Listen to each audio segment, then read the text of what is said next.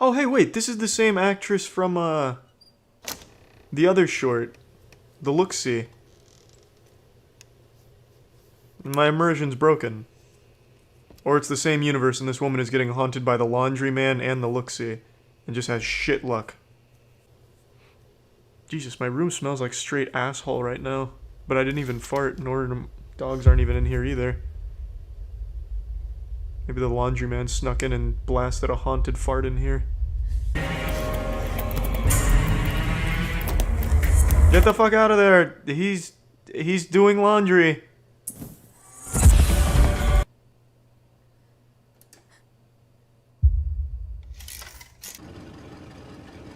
Glory Hole Action 3? Is that a horror short? Okay, so she gets the... You know what, let's just get to the plot point. She gets the armoire, there it is. Now scare me. Imagine being afraid of a piece of furniture.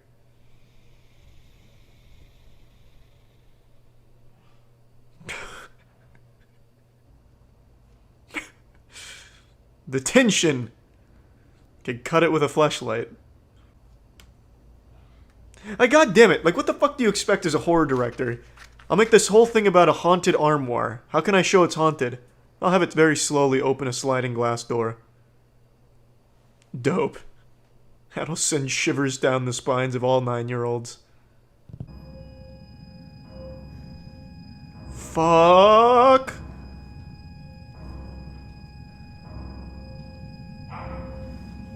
What happened? Did the armoire just eat her clothes?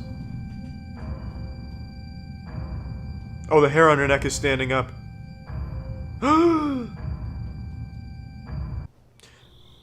You know, again, she clearly suspects the armoire of foul play.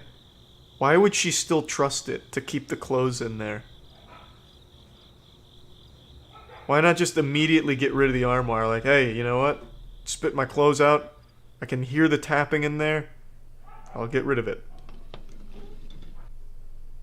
Yeah, honestly, she should just call Billy the Exterminator. The man's exterminated every pest on the planet. Might as well tackle a few ghosts.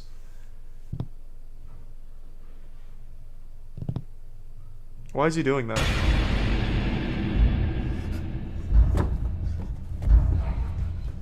Ah, it must have been the wind.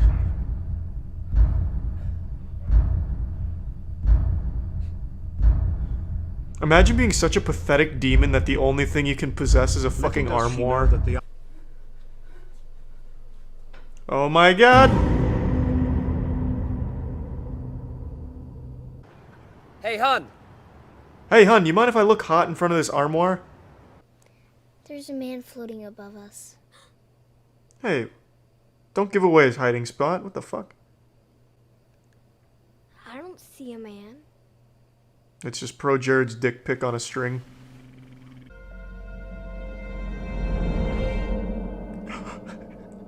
It was that easy. Like, I'll be honest with you guys.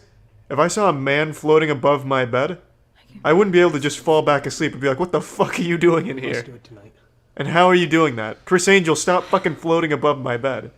I've had enough. Oh, Yeah, it's just Billy the Exterminator in the attic checking for rats.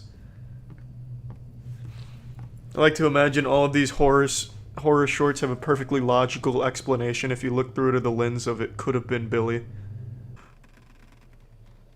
That's not Maribeth! Don't fall for the trick! I promise. Well, what did you expect? The worst chef in Hell's Kitchen history? In the blue kitchen, chef. What do I need? What did I just call out? He seems like a nice guy, at least. They must have brought him on for his personality. Raj, I'm talking to. I don't even know what the hell's going on or what happened or why. He sounds like a cartoon character. Please, kids, how dare you condescend to me? I'm 28 years old, I've been a professional in this industry 14 years, I work at a camp and I work my ass off. I'm a Navy SEAL, I have 500 confirmed kills. You will respect me, Raj. You stupid douchebag. No, bro! You're attacking me. He's like Samuel Tarly right now, but with a worse attitude. Man, You bitch! you're a waste of life, Raj. He's a waste of life because he can't make pasta. I can't make pasta either, Boris. You want to come say that to my face? Huh? Huh, big man Boris? I'm on your side, Raj. Fuck these guys. Listen, if you Just too much. shut up, shut the up. No, I agree. Trev could not take Raj in a fight. And Trev is at its Fuck peak. this Trev guy.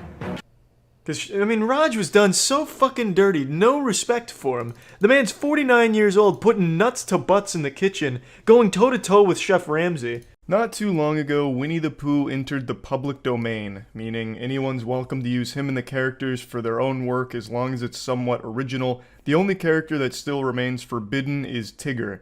They're keeping that copyright under lock and key, but every other beloved character in the 100-acre wood you're welcome to go hog wild with. You can make your own Winnie the Pooh cinematic universe if you'd so choose. I absolutely love the public domain. Sometimes you get decent stuff out of it, but 9 times out of 10, something going to the public domain leads to the absolute most abominable, revolting creations humanity is capable of producing. And I think it's just delightful. And we're already seeing this effect in full force because there's a new Winnie the Pooh horror movie on the horizon called Winnie the Pooh, Blood and Honey. Let's go ahead and check out the trailer here.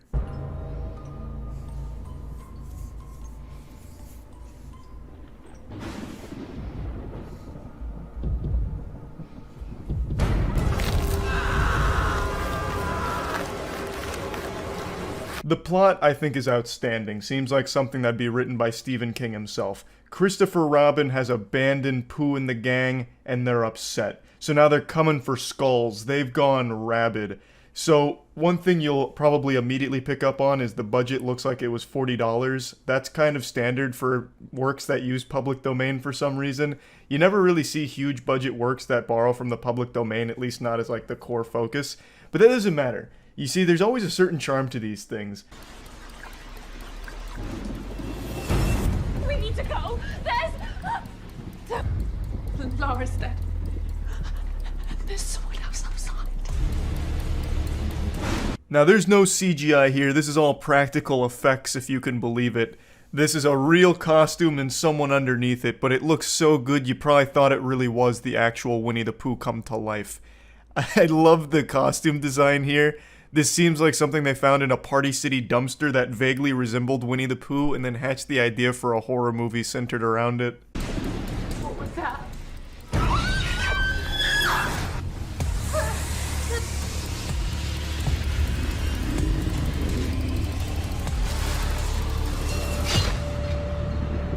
Winnie the Pooh out here looking like the original Sonic the Hedgehog design from the movie. It actually kind of reminds me of the SpongeBob porn parody, SpongeNob Square Nuts. Now, you know me, I'm a real positive Patty, so I don't like to be the one to nitpick things, but if I was to critique this masterpiece here, I would say that my biggest problem with it is that it doesn't really look like Winnie the Pooh and the crew hunting down and murdering people. It just seems like people found things that vaguely resembled Winnie the Pooh's team, and they're dressing up in costume and killing people at the house. So it loses the effect of Winnie the Pooh, like the actual Pooh Bear, killing people, and just becomes like, oh, it's someone dressing up like him. So it's not as cool, I don't think. It probably would have been better if they just did shitty CGI or even like hand puppets. You know, that could be kind of wild. Claymation, even. But just having like regular looking like human bodies with a Winnie the Pooh mask, it's not really the same thing as like Winnie the Pooh's no longer addicted to honey. Now he's addicted to blood and cum, you know? It loses all of that mystique. I realize I'm not doing a great job of explaining what I mean. I just sound like someone that believes Winnie the Pooh is real. What I'm trying to say is all they're using is a mask, right? Like, the body is still very human-like. Like, they just have normal clothes on. Like, Piglet's wearing a fucking trench coat, you know? He just looks like some edgelord from a video game, but he has a pig mask on. You know, nothing tells me that that's Piglet. I wouldn't see this trailer and immediately think it's Winnie the Pooh and Piglet. I'd think, oh, it's just a normal slasher movie and they're using a pig in bear mask. They should have done at least the bare minimum of giving Piglet, like, little hooves, you know, instead of just, like, normal hands. Because, like, when they have the sledgehammer or the axe, whatever it is, like, it's just normal hands. He's got gloves on. He's got fucking 5 fingers and gloves on. You know, instead of, like, little piggy stuff. You know, little piggy appendages. So, again, it just feels like it's normal people and wearing masks. It doesn't feel like it's fucking Winnie the Pooh's team, you know, that's come together to purge. And I feel like that's what they should have gone for. Be friends, why are you doing this, please? I would have never left, I swear, I swear.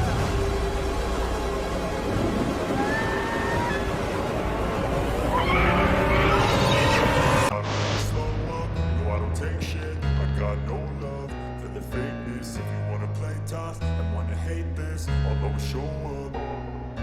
I don't ever slow up. Yeah, overall, I know this movie's gonna be a big stinker, but I can't wait for it, because I'm thinking it's going to be, like, enjoyably bad.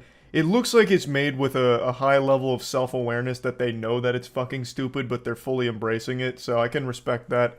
I, again, just wish they had sold the idea that it's Winnie the Pooh and his friends a bit more, instead of just having it be people with Winnie the Pooh cheap costumes from Walmart. You know, there's definitely a better way of doing it, I think. But I'll try and remain somewhat optimistic here. Winnie the Pooh is a property that's awfully close to home for me. I, of course, used to watch the cartoon. I even had a couple of the games. I had a lot of Winnie the Pooh merch, so I was a big Pooh Bear fan. And I'd love to see him really make the leap into the big screen in a big way. A way that I haven't seen him before, you know? It's time Winnie the Pooh adapt.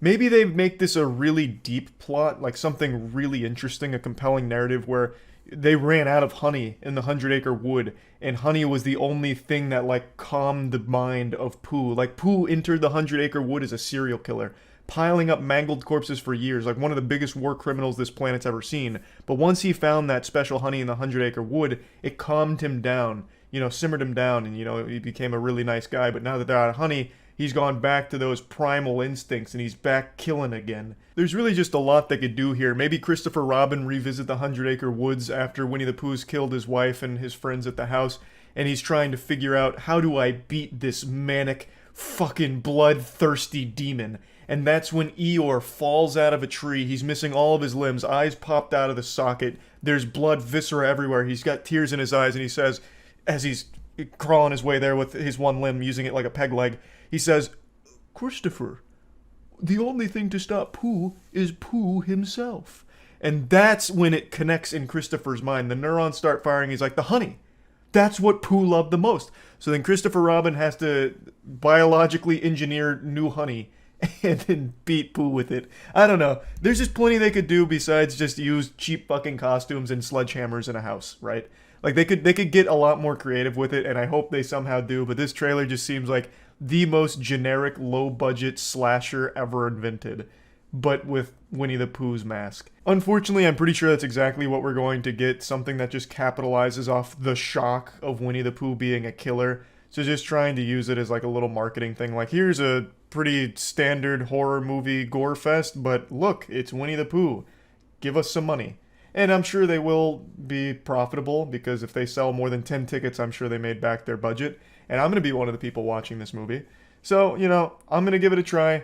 I love to see shit enter the public domain, especially something as influential as Winnie the Pooh. This is a huge one, so I'm excited to see the first use of it here, and hopefully it's a fun, bad movie instead of just like a boring one. Or maybe I'll be completely surprised and it's an amazing movie. We'll have to wait and see, but anyway, I just wanted to talk about it a little bit because it's pretty silly.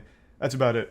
So yeah. Wow. Yeah, I just saw the Winnie the Pooh horror movie, Blood and Honey, and it is, without exaggeration, one of the stinkiest horror films I've ever had the pleasure of watching, and undoubtedly in the top 10 worst films I've ever seen in theaters, which is truly an honor, because I've seen all kinds of worthless, absolute trash. Now, I'm sure you all know Winnie the Pooh's public domain now, which is why this film was able to be made in the first place. This isn't like an official Winnie the Pooh production. It's not canon. This isn't going to be part of the established Winnie the Pooh lore. The property went to the public domain Thunderdome, meaning anybody could use and abuse it freely. So a lot of people tried to latch on to the tit and suckle some milk out of the power of the IP. And this led to this production here. It was a very cheap one that was haphazardly thrown together, clearly trying to capitalize off the wackiness of its concept. What if Winnie the Pooh killed people? And that's about it. That's as far as the creativity goes. And it's very clear they rushed the fuck out of this because nothing works. This is the laziest, most unapologetic cash grab I've ever seen in my life. But it doesn't even have the decency to be self-aware.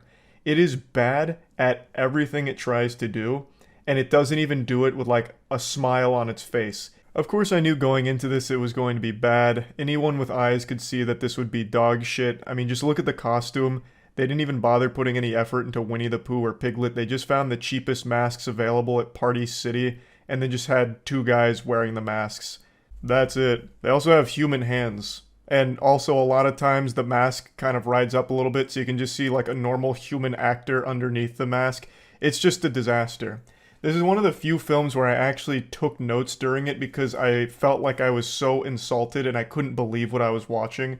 So I jotted down a few notes during this, also because it was basically just me and Aaron in this movie theater watching it together, fucking stunned by what we were witnessing. It is truly a catastrophe on every level, but I will openly say it was fun bad. It was. I'm happy to report it wasn't boring bad. Its sheer incompetence and its inability to do anything right while not being self-aware made it a fun, enjoyably shit film. So I'd like to walk you through a lot of what happens here. Clearly we're going to get in spoiler territory, so fair warning, though I don't know why you give a fuck about spoilers for this kind of movie. It's not exactly heavy on the narrative at all. So let's go ahead and dive in. Just to give you a quick example of how much they cared about doing this cheaply, they don't have Winnie or Piglet talk. They clearly wanted to save money on the budget by not having additional voice actors try and impersonate Winnie or Piglet, so they came up with this. During a harsh winter, Winnie the Pooh hatched this genius idea to eat Eeyore in order to save the rest of them.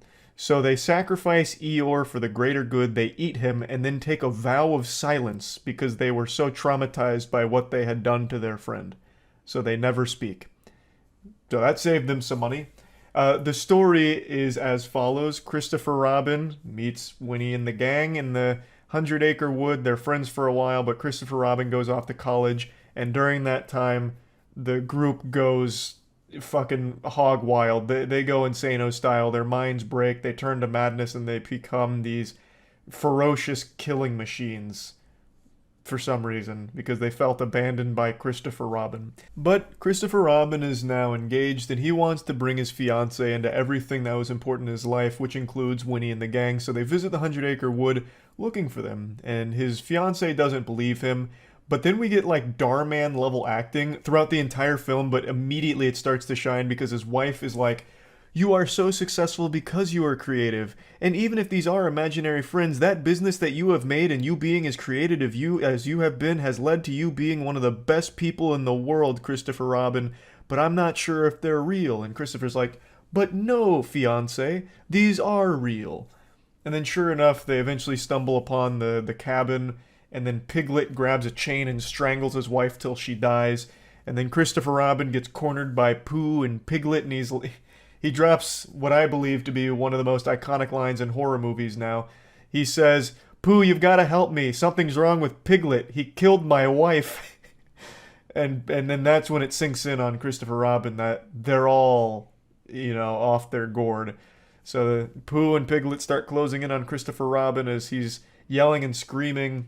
And he's saying, "We were friends, but we were friends. We were friends. What happened to us being friends?" And then they kidnap him, and that's the intro. A fierce and fiery start to this one. And I'd like to mention that the two actors in the Winnie and Piglet costumes, I wouldn't be surprised to learn that they're like 80 years old, because they move around so fucking slow. Especially Pooh Bear. Pooh Bear fee-fi-fo-fums around like he's carrying 1,000 pounds on each ankle. I thought for a second every time they moved, they slowed down the footage by like half. Like they moved at 0.5 speed. It really looks like they're riddled with arthritis. Every movement they make is extremely stiff. When they kill somebody, it's almost like animatronic to a certain degree. Like, it's so jarring. I would have expected them to be a little more limber since they're supposed to be like these crazy, agile, unstoppable killing machines. But my god, they are painfully slow and stiff. It's weird. But anyway, moving on. So that's the intro done. And then we get to our main characters. And I couldn't even tell you any of their names because it just genuinely wasn't important. They are actual just meat balloons for Winnie and Piglet to pop. So it's a group of girls that go to this cabin in the 100-acre wood for a vacation. And this is a no technology vacation. They want to go off the grid, you know, like in fucking witness protection, basically. So they turn their phones off and everything is when they get to the cabin. But unfortunately, one of their friends was a little late, so when she was calling them to ask for directions, they didn't answer. So she pulled over outside, like next to the cabin, a little far down the road, and was trying to get like them to answer. And as she's calling, Pooh Bear spots her. And this is very bad because Pooh Bear's got a taste for blood, and he's gluttonous. So Pooh Bear starts chasing her down like this. The girl's screaming. She eventually makes it to some kind of like warehouse and takes cover underneath a wood chipper. You can see where this is going. As she's hiding, Pooh happens to find her. And I shit you not, I swear this is going to sound like I'm making up, but I'm not.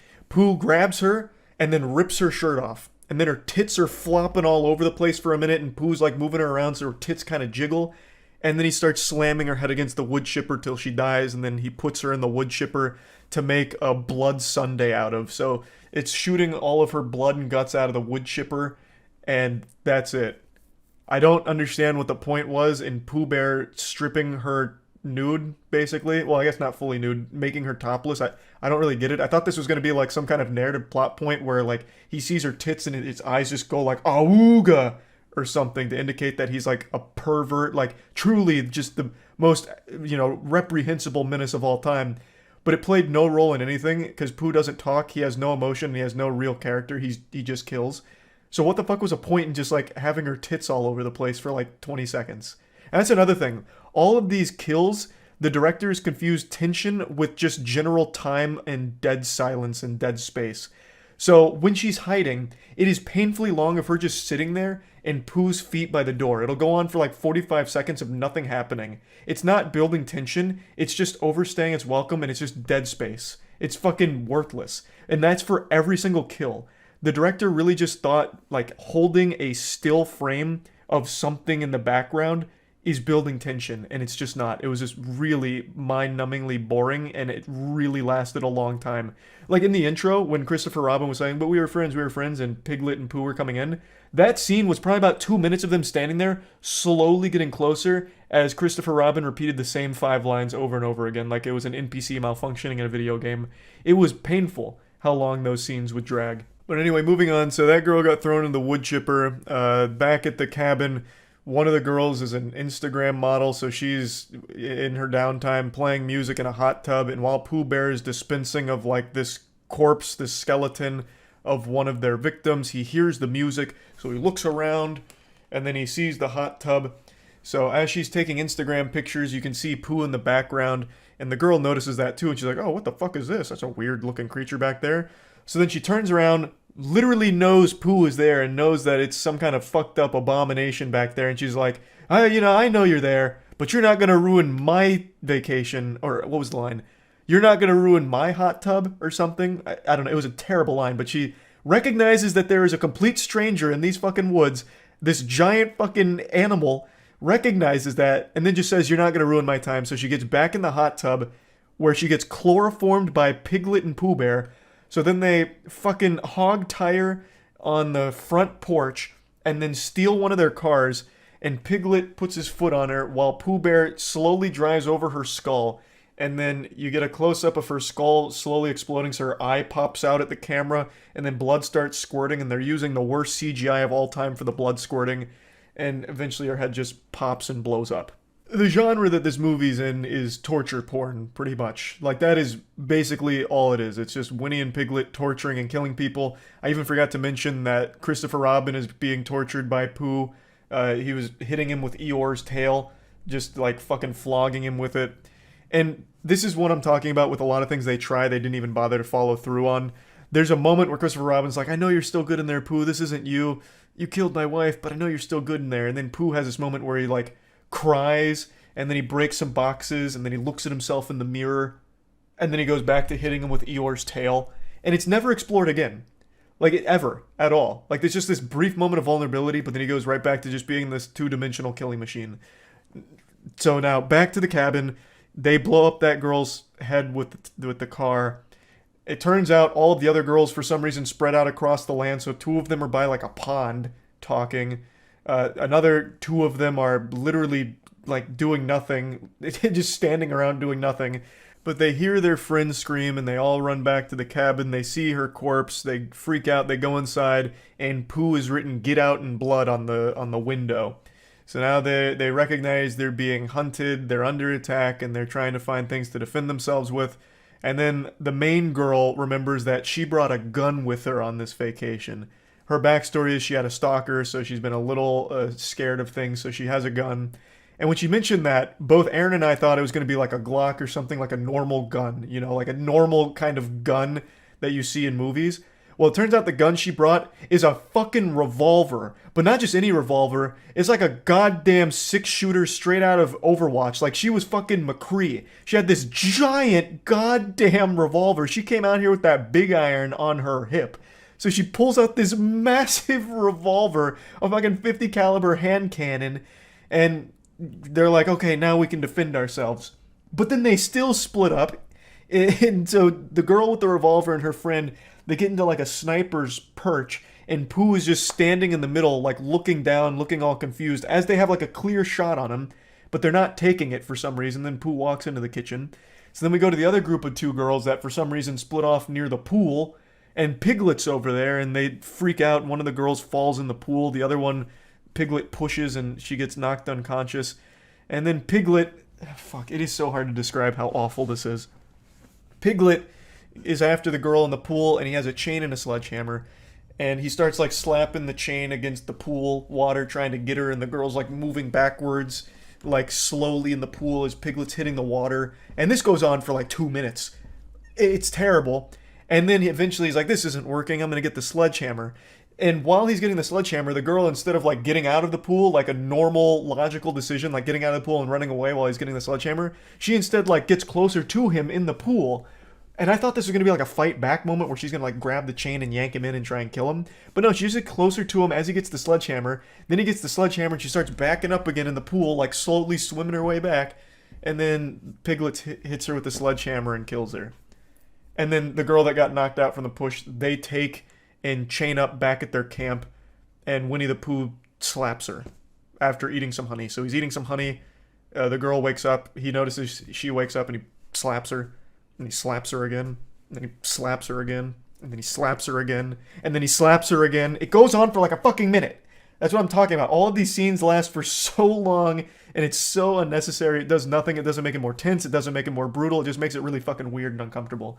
Anyway, that's another one of the vacationing girls dead. Don't even know her name. None of these characters had any level of depth to them whatsoever. The other 2 girls that have the revolver and her friend, they try and, you know, track down where her friend got taken. They eventually track it back to Winnie the Pooh and Piglet's hideout. And there's now another girl that's been captured and she's screaming. So they free her and she's been mauled by Piglet, so her face is all fucked up and it makes her mad. Then they free Christopher Robin as well at some point, who's still alive, just being tortured. So now they have Christopher Robin freed and this completely random girl that also happened to get tortured by Winnie the Pooh and Piglet. And the girl whose face is all messed up from Piglet grabs the gun and says, I'm going to make that bastard pay for this. So then she shoots a shot in order to lure Piglet out, and he comes out from a fucking trailer, and he's got his chain, and they're circling around a fire in what I expect they thought would be a cool action moment, like a cool action shot. So they're circling this fire. He's got a chain, she's got a gun, and she's ready to go fucking John Wick on him. But then she tries to shoot him, and it's out of bullets. It turns out the girl only packed a single bullet in that revolver, which leads me to believe that her plan for the vacation was to play fucking Russian roulette with her friends. Why would she only load a single bullet into the revolver? And that's not even the stupidest part about that scene. Because they freed that girl, they freed Christopher Robin, Piglet and Pooh had no idea that was going on. I think they both went to sleep for some reason. They could have all left. But when the girl took the revolver and said, I want to make Piglet pay, the other 2 girls, well 3 because they had freed her friend, the other 3 girls just decided to watch. So they get in the closest proximity they can to this showdown, which happens to be a single keg, like an actual beer keg they hide behind, and they're watching it, like peeking over the side while this complete random woman has their gun and is about to shoot Piglet. They all just came over to watch. For no reason. They could have just left. They could have left and they would have survived. They would have been fine. but they decided to be spectators here. And it's like an episode of Scooby-Doo. Like, they couldn't help it. They're just peeking over to watch it go down. So once it's clear that the girl's out of ammo, Winnie the Pooh comes up behind her, knocks her down, pours honey on her face, and Piglet eats her face off. And that's when Pooh notices that the 3 other girls happen to be behind that keg of beer watching. So then he's like coming at them like this. And 2 of the girls run away, but the other one hides and grabs a sledgehammer and ambushes Piglet. And she hits Piglet twice in order to get revenge for the friend that she killed. The other 2 girls are running through the forest, which is, I believe, miles away. Like, they ran miles, like, in a matter of seconds, and Pooh's following them like a goddamn robot. But after Piglet gets hit twice, he screams, and Pooh hears this miles away, and somehow Pooh instantly teleports back to the camp, and right after that girl delivers the killing blow on Piglet, Winnie the Pooh kills her by stabbing a machete through her throat and hanging her up on a post. Every character in this movie has super speed or like Dragon Ball Z level instant transmission because they're teleporting all over this place. They'll teleport from the cabin to the Pooh hideout to the woods, back to the cabin, all in a matter of actual seconds. It's fucking crazy. But anyway, now we're down to our last 2 survivors. Piglet's dead. Pooh's very upset about all of this. Sorry, just checking my notes, making sure I didn't miss anything. I'm skipping over some other shit. Like, it's so bafflingly fucking terrible. But anyway, the next important plot point is the 2 girls make it to a road, and there's a pickup truck of some goofy dudes in there. One of them comes out looking like the fucking crypt keeper, and they're like, what's wrong with you girls? You're not making any sense. What do you mean you're scared? Who are you scared of? And then Pooh's on the road, and they're like, you scared of this joker, this clown? All right, we'll get in the car. We'll take care of this. And they march up to him with baseball bats, beer bottles, and a crowbar. And they're like, hey, bub, what did you do to scare these girls? You're not a nice guy, are you? So then they start beating up Pooh Bear, and he's just tanking all of the shots. And then I wrote down how he kills them because it's so wild. So after it becomes clear that what they're doing is ineffective, Pooh slaps the entire side of someone's face off. Like, literally turns him into Harvey Dent, Two-Face, slaps the side of the guy's face off, which kills him, and then he karate chops another guy's arm off, and then curb stomps him. Then he karate slices another guy's throat open, killing him.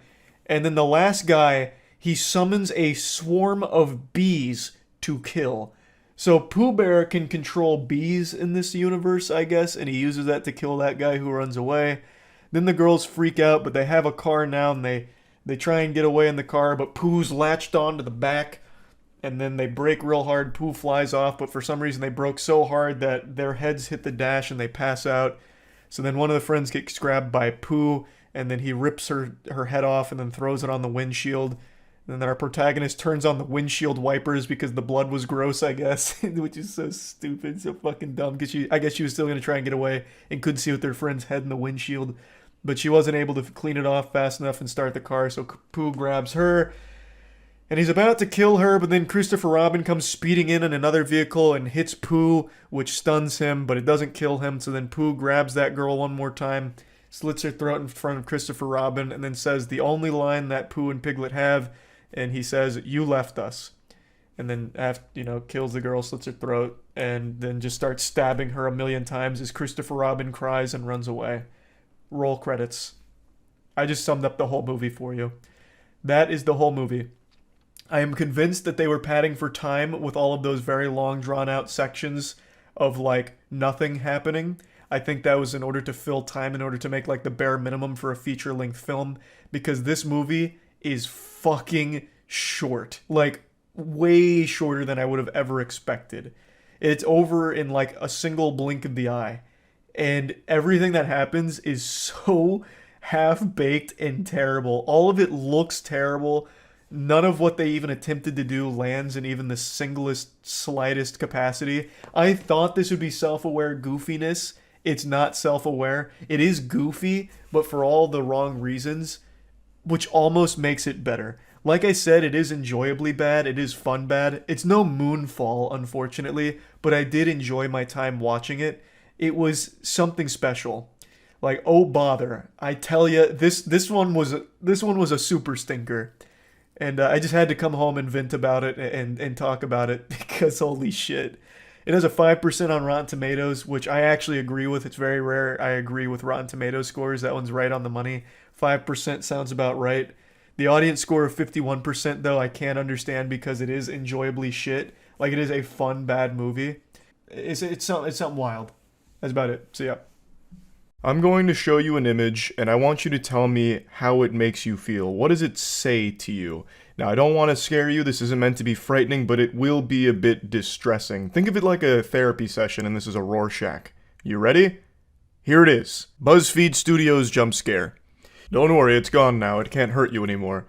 I know that seeing BuzzFeed Studios elicits a feeling of sadness and despair. I honestly didn't even know BuzzFeed was still around. I thought we had eradicated that plague many years ago, but I guess it's still got a heartbeat, no matter how faint, and they're going all in on this horror movie called Dear David, which is based on a Twitter thread. I shit you not. That is the most BuzzFeed shit imaginable. They're making a Twitter thread horror movie. A stunning, brave, and bold twist on the horror genre here. Innovation at its finest, and that's what BuzzFeed is known for. I really can't wait to see what's next for the creative minds at the BuzzFeed Studios basement. I want to see what else they'll cook up in that cursed kitchen.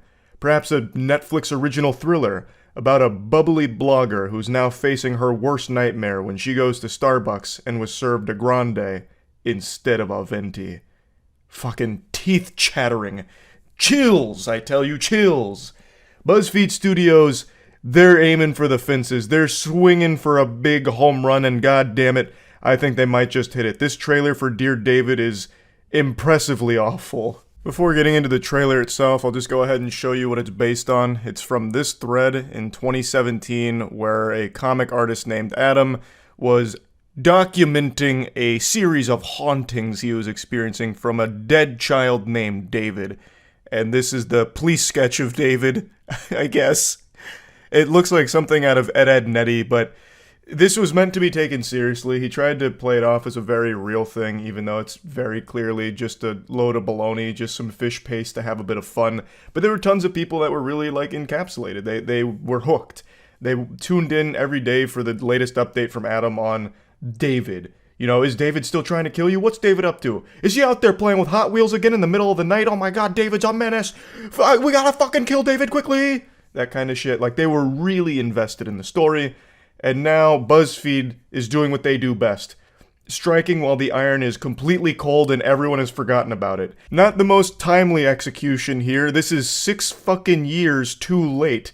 The whole world doesn't remember this thing, and now BuzzFeed for some reason is trying to parade its corpse around to make money off of it. In a very pitiful attempt at that. They chose something that was only popular on Twitter 6 years ago, and only lasted for a handful of days, really. And they're like, yep, that's the one. That's our horror movie magnum opus. Dear David, let's run it. Like, I just can't even believe it. Why even bother? You're already so late to it. If this had come out in, like, 2018, maybe, then you might have a chance of getting a couple ticket sales. But this movie, Dear David, might legitimately sell 0 tickets. It's just incredible how out of touch BuzzFeed is. This is a film that wouldn't even be seen by family and friends because it looks so awful and uninteresting on a concept that no one cares about from a fucking Twitter thread. And it's integral to the film itself, too. Twitter plays a large role in the trailer. Like, that is so embarrassing. No one wants to go watch that. Like, if you went to the BuzzFeed office right now, I'm very curious what you would find. Maybe it looked like a dungeon where, like, there's only one light on. It's like a single light bulb dangling from a string. And, like, maybe 3 people on a computer still writing quizzes. What Harry Potter character are you? What does your favorite sex position say about your favorite Disney princess? Like, I don't know who's there and who came up with this. Not even AI would generate something this out of touch. Like, it blows my mind. But anyway, let's talk about the trailer now. I can't show you the trailer because I don't want to get, like, DMCA'd by BuzzFeed or anything. So I'll just show you some screenshots of it and tell you what's going on. So, they immediately get into the cringe because everything with BuzzFeed is like this imminent natural disaster of cringe, like a fucking tornado barreling towards you and you can't escape the embarrassment. So it opens up with the main character posting his comic on Twitter and getting roasted for it, saying it's bad, yikes, your comics are shitty now that you work for BuzzFeed, a literal self-insert with BuzzFeed here. So they're making comments like, you work for BuzzFeed, now your art's lame, and then one of his coworkers is like, it's the worst thing to do to engage with trolls online, and he's still engaging with trolls, and then he commits the ultimate sin. He summons the demon, David, by telling someone to die in a fire, D-I-A-F. After sending that message, he then says this verbatim. Sometimes you've got to troll the trolls. So clearly this dialogue is written by actual 66-year-old men here, because Jesus Christ. So then, after saying die in a fire, this mysterious Twitter account pops up saying, why are you so mean? And if you look at the name, it's from Dear David. The shameless goofballs at BuzzFeed even had the gall to say that it's inspired by actual events. Oh, brother, it's inspired by an actual Twitter thread, not actual events. These events are about as real as the Blitzball Championship in Final Fantasy X. It's just a silly horror story that they cooked up. Nothing else. Just because it's written down in a Twitter thread doesn't mean that it's evidence that it's true. The trailer then goes into the same old, tired, generic, formulaic garbage that we've seen a million times. So here's this scary child, David, being a little goofball in the chair.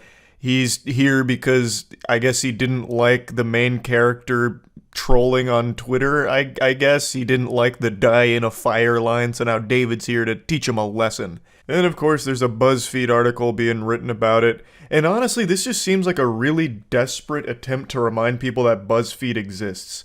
So the more I watched the trailer, the more I realized that they're putting BuzzFeed in as many places as they can, and I really think that's because they recognize that nobody gives a fuck about them anymore. So this is just like a Hail Mary attempt to remind people that this is still a platform that exists. And my God, is it just awful to look at. It's so pathetic. The trailer drags on with more normal, boring trash with tiny little jump scares here and there and little creepy images. And then we reach towards the end here where he's getting out of a shower and he notices in the mirror, D-I-A-F. Die in a fire. The same thing he said to troll the trolls on Twitter, if you might remember. And now he's being haunted by the D-I-A-F statement. So this whole thing seems like David's really trying to troll the troll who was trolling trolls. Leave it to BuzzFeed to break new ground. Pioneers, I tell you. Absolute fucking geniuses. There's really nothing else to discuss with the trailer. It is literally just all the same exact horror movie trope cliche that you've seen actually a billion times by now, shoved into one desperate attempt from BuzzFeed to remind people that they're still around. So yeah, this is already shaping up to be an extremely embarrassing endeavor from BuzzFeed here. It's not something anyone asked for, ever, really, and it's also 6 years too late anyway. I just don't understand the thought process.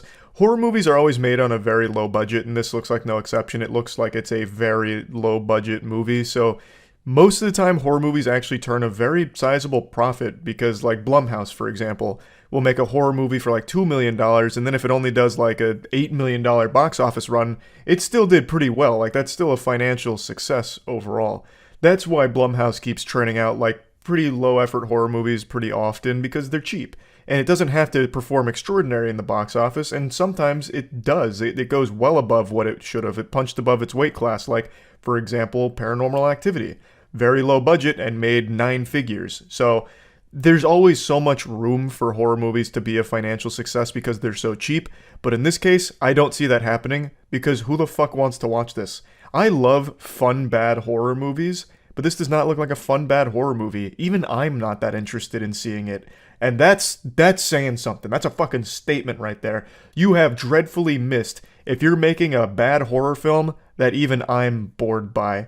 So I might still see it out of pity. I don't know yet, but it just, I just don't understand what their thought process was here. It looks like shit. It really does. I don't think it's going to save the company. I think it's only going to continue to push the company's head even deeper into the toilet, but I guess we'll see. That's about it. See ya. If you call yourself a fan of The Nun, I'll call you a liar. Find me one person in the world who actually thinks The Nun is a good horror movie, and I'll find you a deceiver, a teller of fibs. I just don't think it's possible that there is anyone out there on this entire space rock that thinks The Nun was an actually good movie. Now, I'm sure there are plenty of arguments you can make that it's an entertaining one, like a fun, bad, enjoyable movie. I would agree with you there to a certain extent. But anyone that would actually think that the movie was good enough to deserve a sequel, I just can't imagine that being the case. I don't think there's a such thing as fans of The Nun. There's probably more fans of eating paint chips than that movie. And yet somehow the Hollywood soulless suits, these zombie husks that control the pipeline of big budget movies, deemed this franchise worth a new entry. So we got The Nun 2 somehow. I just came back from watching it because I'm a sucker for bad horror films, and I thought maybe this one stood a better chance of being fun bad than the previous one, which I wasn't a huge enjoyer of, even as a so bad it's good flick. I gave that puppy a 25% on the moist meter, so the sequel had some big shoes to fill. And unfortunately, the only thing that was filled was my water when I finished drinking all of it to keep myself awake. Every single scene in this film, except for maybe one or two, is a scene that they have literally used 1,000 times by now. In their own franchise, in the Conjuring movies, in the Annabelle movies, every scene in The Nun 2, I'm pretty sure, is copy and pasted with a different skin for this film. They're not even trying. There's not even an iota of effort put into this. I'll get my only compliments out of the way right now. There are two scenes that stood out to me as actually being creative.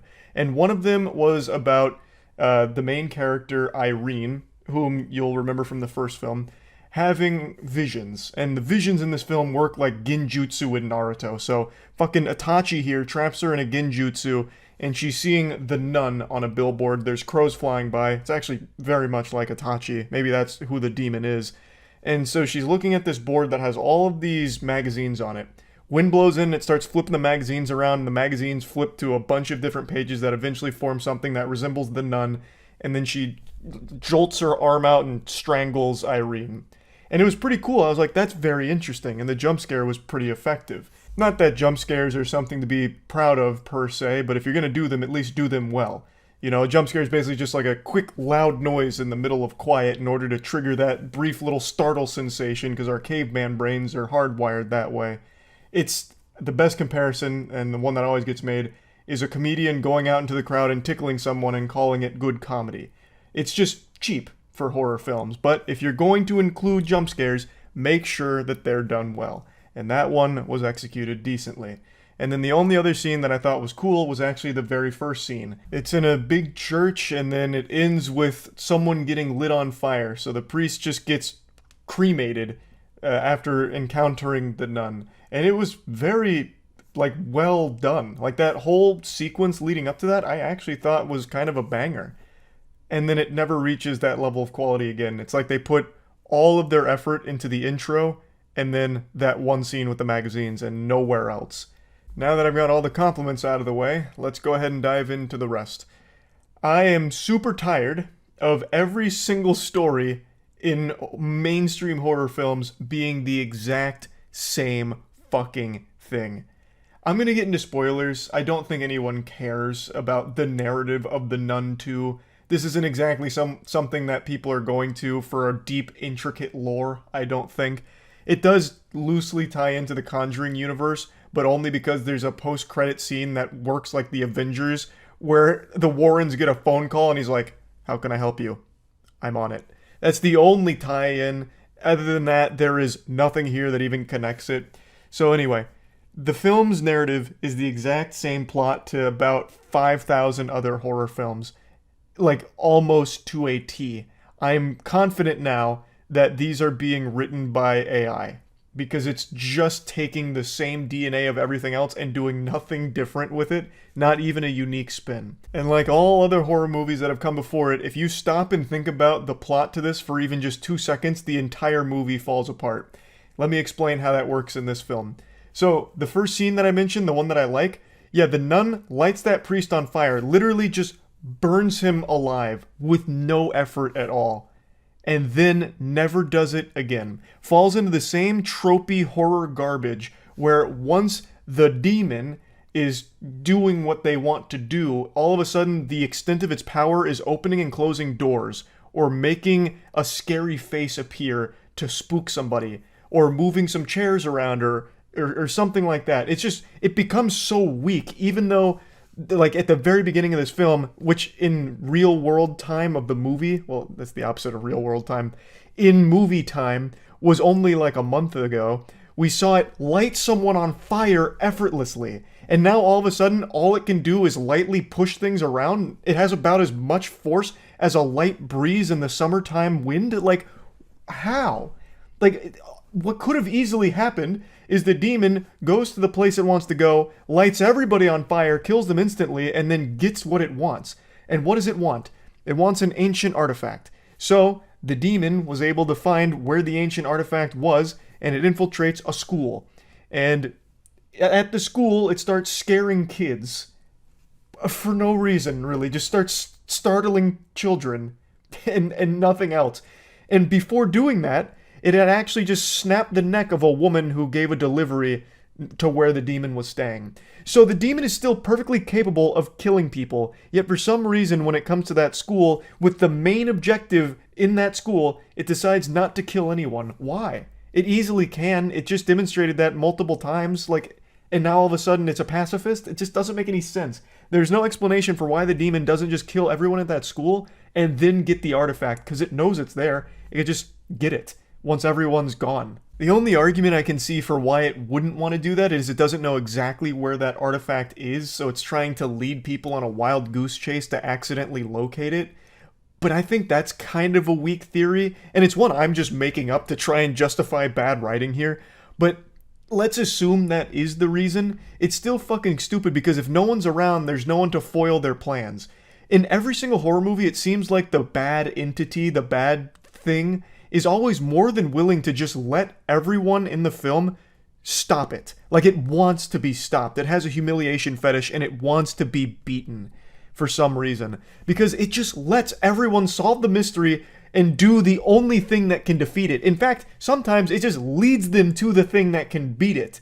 For no reason.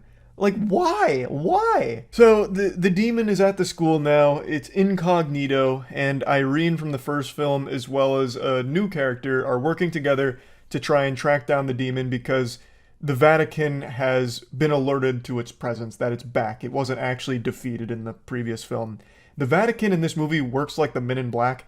They have like this really deep network of like intel and operatives that keep everyone up to date on demon activity. So they get the scoop, they figure out what the demon wants and where it is, and they go to the place. I'm just really speedrunning through all of this because most of the film is spent with just really lame, cheap jump scares and a complete absence of suspense or any real reason for what's unfolding. It's just the demon goofing around, scaring children at a school. That's it. So the good guys get to the school, they confront the demon directly, and the demon, for some reason, just starts walking off after they figure out what it's there for. And keep in mind, this demon has shown that it can basically teleport and be anywhere it wants. But at the end of the film, all of a sudden, all it can do is walk or jog a little bit very slowly, which is another trope in horror films where for the entire movie, the demon can be everywhere, and now all of a sudden at the end, all it can do is walk at the speed of like an 85-year-old woman. Doesn't make any sense, but that's exactly what happens here, and the good characters are trying to stop it, and the demon punches one of them, which sends her flying against some glass, and then force pushes another one and keeps walking. Why not just kill them? The demon has superhuman strength. That punch sent her flying. Could have easily killed her, finished the job. Like, there was no reason the demon wouldn't do that. And the force push, again, could have easily just killed her instead. But makes the decision not to. They catch up to the demon after getting pushed away. They all together get the artifact, and it's a big struggle between the demon and the humans. even though I don't know how that can even be a contest because the demon has superpowers. It could just push them away, but it scarcely uses that, and when it does, it's like a very light push. So they engage in this struggle over the artifact, and eventually the demon starts slamming one of the girls' heads onto the concrete, and I was like, oh, he's about to kill her. And then doesn't. After slamming her head on the concrete, the demon lifts her up in a chokehold, like he's about to perform a cane chokeslam. And then one of the students grabs the artifact and runs away, and the demon looks, sees the girl running away, and for some reason just lightly drops the main character. When earlier in the film, he did something similar with a complete stranger and snapped her neck effortlessly. He could have easily done that to the main character and would have solved every single one of the demon's problems. Like, there would be no one left to stop him. But inexplicably just lets her go. And also, I forgot to mention this, a goat man gets summoned, which was actually kind of hype. This is another compliment, the goat man. I'm a huge fan of cryptids, and they legitimately made goat man here. And he chases people around on all four. It's really silly, and it made me giggle. So I did appreciate the goat being in here. That was cool. Actually looked like fucking Mr. Tumnus out of Narnia. It was a great character. So the goat's chasing some of the little children while one of the other nuns is there trying to protect them. And then the main nun, main character, and one of the other children are struggling over the artifact to defeat the bad demon nun. And it ends in an anticlimactic showdown where the demon finally once again uses the light someone on fire move, but instead of just immediately lighting up the main character in flames, slowly starts like a small fire on like her bottoms, which slowly goes up instead of just immediately lighting them entirely on fire like we saw the demon do at the beginning, which gives the girl just enough time to remember that her mother, whom she had mentioned a little earlier in the film, had superpowers basically, and thus the main character has the superpowers.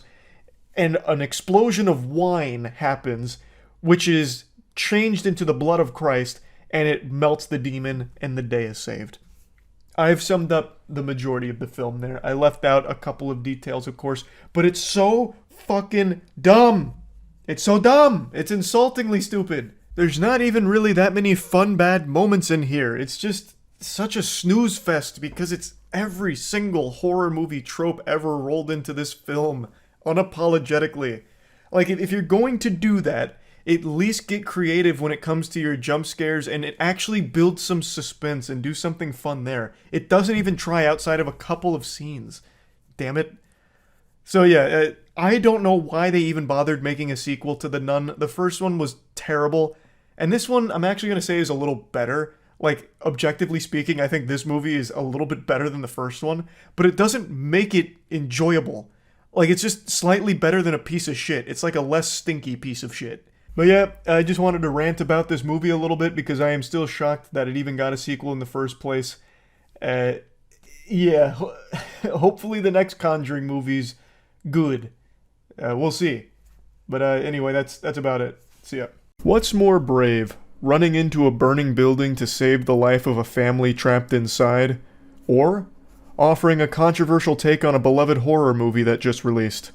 I think both are equally as brave, but there's only one that I'm courageous enough to actually do. And that's giving a horror movie that has the entire film world going gushing grannies mode over it a less than perfect score. Less than 100%, which is controversial, it seems.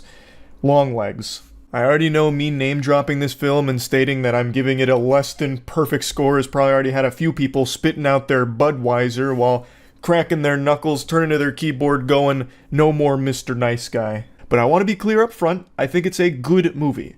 But I don't think it's anything special. I think it is dreadfully overhyped. I went into it with really high expectations because all the reviews, it had like 100% on Rotten Tomatoes, and everyone that I was reading from was saying things like, scariest movie humanity's ever produced. This one's gonna keep you awake for the rest of your life because you won't be able to think about anything besides how frightening this film was. It's gonna have you looking over both shoulders anytime you pass a dark corner. Like, crazy praise, which is rare for a horror movie.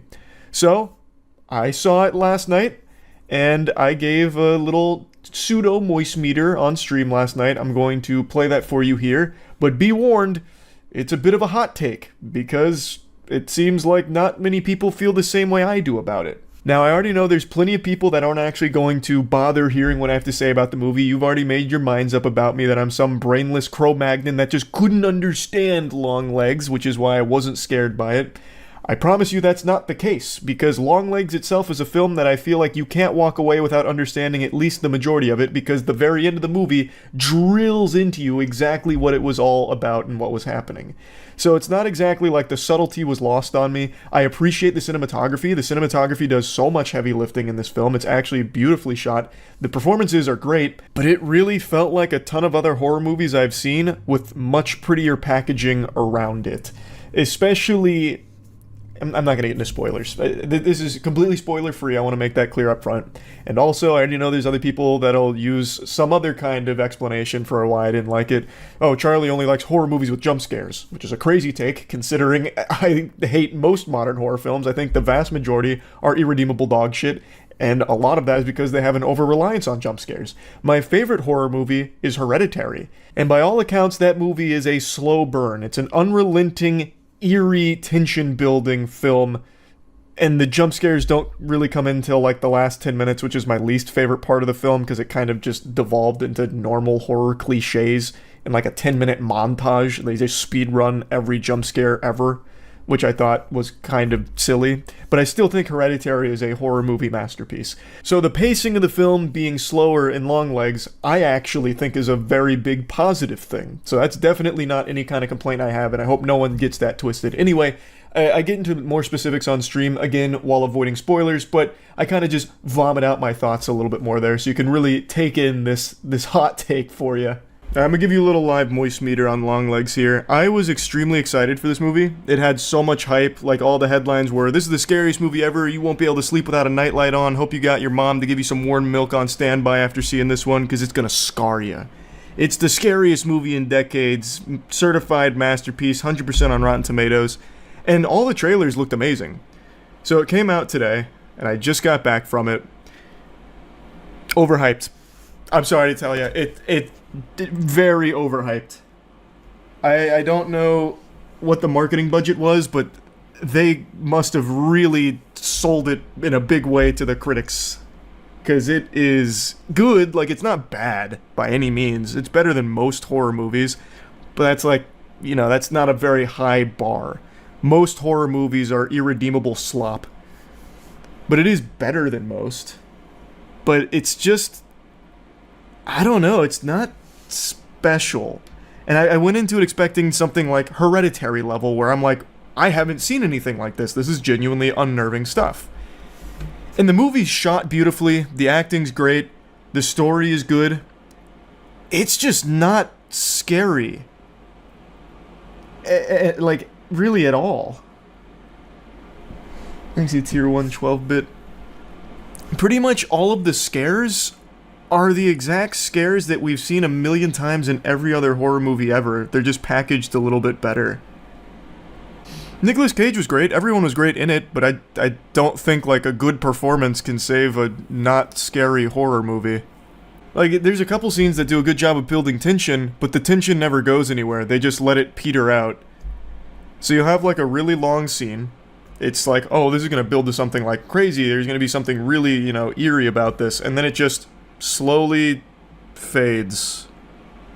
I don't know, it never got under my skin. I never felt like on the edge of my seat or scared, you know, chattering fingernails on my teeth or anything. I just didn't think it was all that great. It's good, but it's not great. Why did they hype up what he looks like so much? Because Nicolas Cage looks like a super weirdo in the film. And he looks weird, but he doesn't even look that much different than... You know what he looks like in this movie? He looks like the grandfather from Holes in the flashback scene with Kate Bartlow, where she's like, "I'm tired of this, Grandpa," and he goes, "That's too damn bad!" That's what Nicolas Cage looks like here. It's not, like, it's nothing crazy. He looks exactly like this guy. So he just, like, progressively gets more and more like this guy as the movie goes on with longer hair. This movie also has a really lackluster ending because they treat the audience like they were too stupid to piece together what was happening throughout the whole movie. So there's like a montage that explains all of it and just beats you over the head with it. It's not bad. Please don't misunderstand me. Like I said, this is better than like 90% of horror movies that come out. But it is not the masterpiece that I thought it would be. Like, I was ready to like expect another Hereditary, which I guess is unrealistic. But it really wasn't close. So you just set your expectations a little high? Yeah, I think it's part of that. I definitely think that's part of it. And I think the hype around the movie does it a huge disservice once you actually see it. Because it's not the scariest movie ever made or anything. But it is a good movie. Why didn't you like the ending of Hereditary? I think it's so unique. I think it's the opposite. The problem with Hereditary's ending to me is that it's not unique. The rest of the movie was. The final 10 minutes is just every jump scare ever shoehorned into a 10-minute speed run. The mom like banging her head on the attic.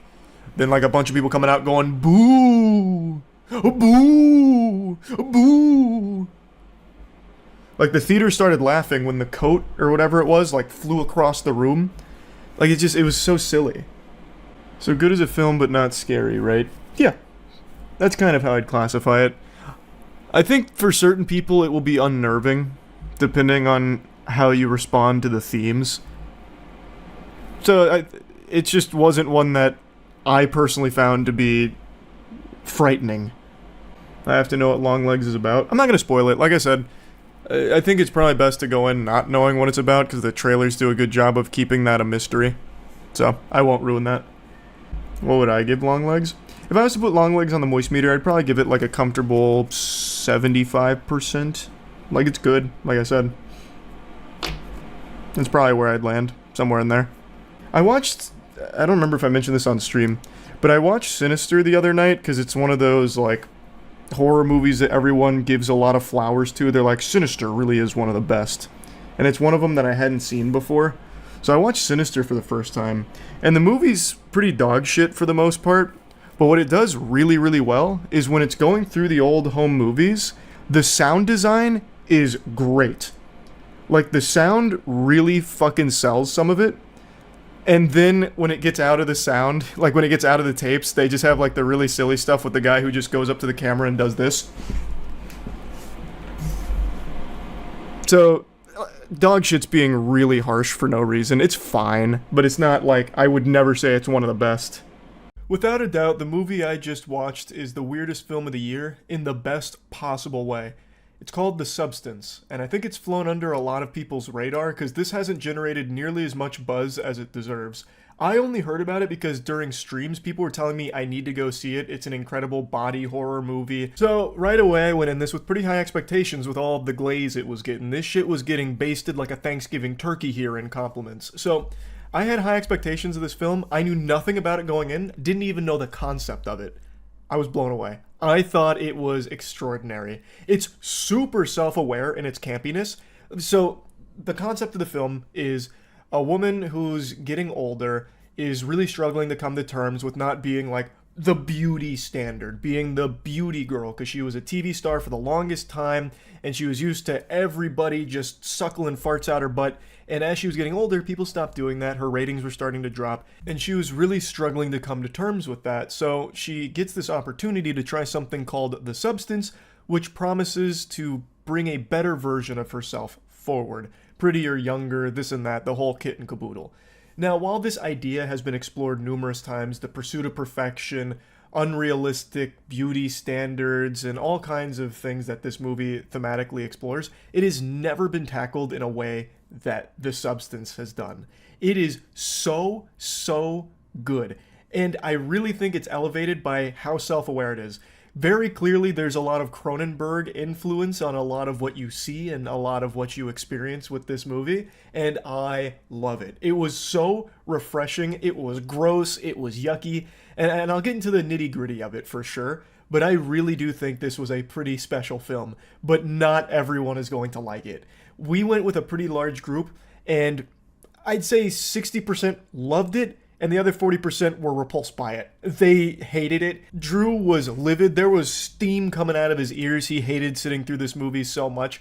He wanted to be neuralized by the Men in Black just to get it out of his mind because he thought it was just that trash. And I feel like that's going to be an experience for a lot of people. There are going to be people that can really appreciate it and those that are just going to be super put off by it. I guess another thing worth mentioning that some of the people that hated it pointed out is that probably a good like 20% of this movie is spent naked. So there's a lot of titty and ass and like close up of booby and ass. Like sometimes it came out of nowhere like a jump scare with bang, honkers. And there is a lot of that for sure. I don't think it's like needless nudity or something. When it's there, there's a reason for it, but there is a lot of it there that maybe some people might find to be like excessive, because there were moments where it was like actually like softcore porn to a certain extent, especially because one of the big things is, you know, I'm not going to get into that because I think that's probably too big of a spoiler, but the sexuality of things does play a role in the actual plot of it all. But me personally, I was smiling ear to ear from start to finish like there was someone tickling my armpits. It had me in such a good mood. Like, it was so fun. It was silly in all of the right ways and at all of the right moments. It was serious at all of the right moments. And the body horror is so good. Typically when something tries to be body horror in 2024, you know, the modern age, they just do the laziest, cheapest shit ever where it's like CGI blood coming out of orifices and maybe like an eye poke or something. This film, it goes hog wild. It was like watching a live action Meat Canyon film. I thought it was so good. And it also does play around with the blood too. There is like eruptions of blood. There's tons of guts and gore and everything. But that's not the bread and butter. This whole film, from the way it's filmed to what it presents you with for like the monster creature design, is stellar. I love how everything in this film feels like it's under a microscope. So even something as simple as, you know, the Hollywood big shot smoking a cigarette, it's super zoomed in on the cigarette and like his pores, and he's like got saliva dripping out of his mouth while he's smoking it. He's eating some prawns and it's like really yucky sounds, like the worst ASMR ever. And you just sit there and witness all the grossness of it. Even when it's not body horror, it's just filmed in a way that just puts you on edge effectively. And I just thought it was great. Now, like I said, a lot of people hype this movie up saying that it's one of the better body horror films and like the best horror movie of the year. And I agree, it is definitely up there. And interestingly enough, there was a sizable chunk of people that thought I'd really appreciate it because it's eerily similar to a concept that I wrote about years ago. I had an idea for a short story that I put a tweet out about like 6 or 7 years ago, and I had even told a piece of that short story on our album, The Evolution of Tears for the Gentle Men, just kind of as like a silly little track, so we put it to music, and it was just like a short summation of the story. And fundamentally what it was just this dumb dog shit idea I had where a woman achieves immortality through birthing a clone of herself. So she gets to her octogenarian era, she's senile, she's about to buy the farm, but before she dies, she spontaneously gets pregnant and births an exact copy of her younger self with all of her current self's memories. And in the substance, it's actually kind of similar. So when she gets the substance, she collapses, her back splits open, and she spawns a young version of herself. So the big thing is, she is the Matrix, and this new person, this new being, is actually her. You are one, but it is two separate people, the old you and the new you. And the thing is, you have to keep switching bodies every 7 days in order to not have any like bad side effects from it. I'm trying not to spoil anything, but all of this I'm pretty sure is going to be in the trailers because it's the entire premise of the film. Now, if you've got your thinking caps on and you're using all the neurons up here, you're going to start to connect dots that my short story and the substance, they share some similarities.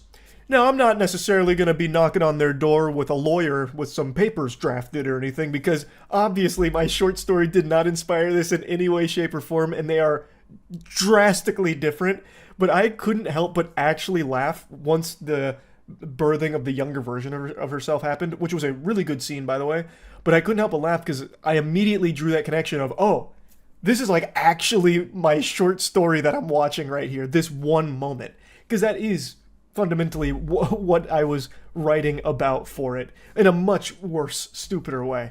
It's done significantly better in this film, but I just thought that was so interesting that it was like even remotely similar at any stage. So I just wanted to point that out. I'm not asking for royalties or anything. I just wanted to put that out there. Yeah, I just thought this movie slapped. As I mentioned, I think it is a very self-aware film in a way you don't really see that often. It's campy in the best ways. And let me give you an example. Dennis Quaid. Dennis Quaid plays this Hollywood guy. He has the television station that our main character was once the star of, and now the younger version of herself is now the star. Of course, no one knows these are the same person or anything. Like, to everyone else, they're two separate people. And he's a huge scumbag. He's a pervert. He's a bad weirdo. He's a degenerate. And Dennis Quaid leans into the idea of, like, Hollywood sleazeball so well. So, for example, when he's, like, just traversing the world, he's in these, like, steel-toed boots. When he, like, if he was walking down the hallway in any scene, it sounded like Sonny from iRobot jogging. Like, it just sounded like metal clanking against metal every time he made a move. And the way he moved is like Vince McMahon. So he's always doing this. So every time he's walking, he's hitting him with some of this right here. And he, like, his mannerisms are so silly. So, like, towards the end where he's like, pretty girls should always smile. And then he starts walking away doing this. Like, it's so over the top, but not in a way where I was like, damn, that's cringe. Like, he's doing too much. It was like, that's perfect.